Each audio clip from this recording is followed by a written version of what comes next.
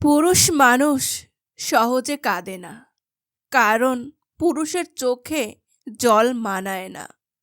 জন্মের পর তাদের মাথায় ঢুকিয়ে দেওয়া হয়, যতই কষ্ট হোক না কেন কখনোই চোখে জল আনা যাবে না। নারীরা হঠাৎ করে কেঁদে উঠতে পারে, নারীরা রাগে কাঁদে, অভিমানে কাঁদে, কষ্টে কাঁদে, কিন্তু পুরুষ কখনো অভিমান কিংবা রাগে কাঁদে না।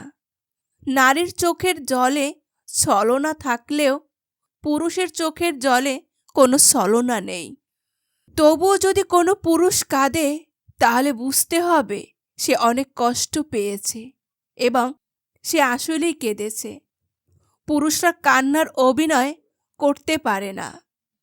পুরুষের কান্নার দৃশ্য ভয়াবহ, পুরুষের কান্নার কারণ তীব্র হয়। তবে পুরুষেরাও কাঁদে। পুরুষেরা কাঁদে চার দেয়ালের আড়ালে। পুরুষ কাঁদে বারবার ইউনিভার্সিটির বোর্ড থেকে ব্যর্থ হয়ে। পুরুষেরা কাঁদে সংসারের চাহিদা না মেটাতে পেরে। পুরুষরা কাঁদে বাবা মায়ের চাহিদা পূরণ না করতে পারলে। পুরুষেরা কাঁদে তার প্রেমিকা তাকে ছেড়ে চলে গেলে।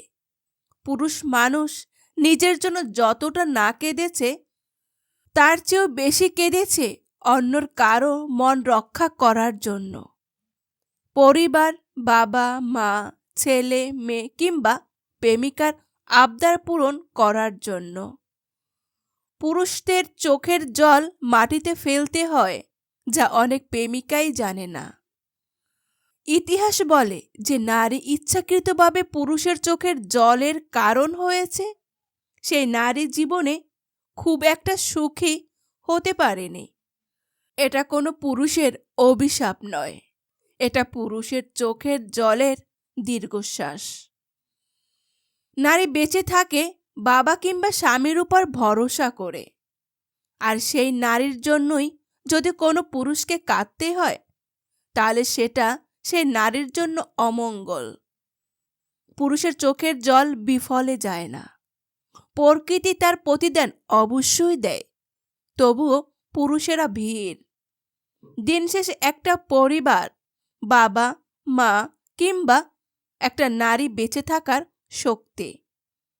পুরুষকে কাঁদিয়ে যে নারীর জীবনে বড় হতে চেয়েছে, তার সারা জীবন ভাঙতে ভাঙতে গেছে। কারণ একটা নারী জীবনের স্রষ্টার পরে একজন পুরুষের স্থান। আশা করি আমার ভিডিও থেকে আপনারা অনেক কিছু শিখতে পেরেছেন। পাশে থাকবেন সাপোর্ট দিয়ে। ধন্যবাদ সবাইকে।